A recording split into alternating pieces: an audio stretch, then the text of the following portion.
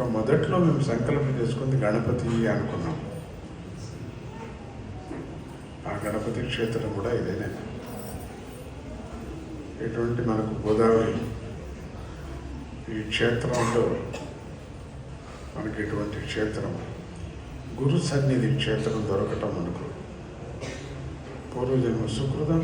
ఇక్కడ వచ్చి దర్శనం చేయటం కూడా ఒక రాసి పెట్టింటే మాత్రమే రాగలరు. ఇంతవరకు వచ్చి లోపలికి వెళ్ళి రాలేరు.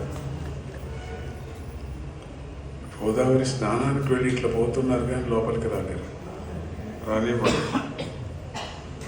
రానివ్వడు. వాడు కర్మ కాలింటే మాత్రమే లోపలికి వస్తారు. కాలిపోలే కర్మ.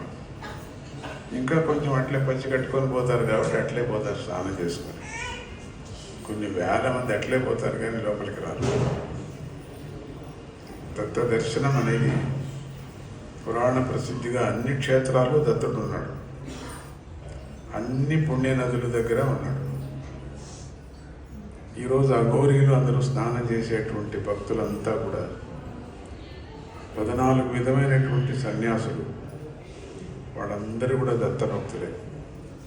కొన్ని కోట్ల మంది దత్త భక్తులు. దత్తాత్రేయుడు లేనిది ఏ మహాముని కూడా ఉండలేడు, లేరు. అటువంటి దత్తుడు మనం. ఎందుకంటే విష్ణుగా ఉన్నాడు, శివగా ఉన్నాడు కదా, జ్ఞానాన్ని ఇచ్చేటువంటి వాడు. స్మర్తుడుగానే సమావతుడు. స్వామి స్మరణ మాత్ర సంతుష్టుడు. దత్త అంటే చాలు. నన్ను ఇచ్చుకున్నాను, నేను నీకు ఇచ్చుకున్నాను అర్థం. మళ్ళీ వాడు దత్త అంటాడు, అంటే నేను నీకు ఇచ్చుకున్నాను అంటాడు. జయగురు దత్త అంటే మనం జయగురు దత్త అన్నాడు. దత్త అంటే నేను నీకు ఇచ్చానంటే నేను నీకు ఇచ్చాను అంతే. ఎంత మంచి పదం దత్త అంటే.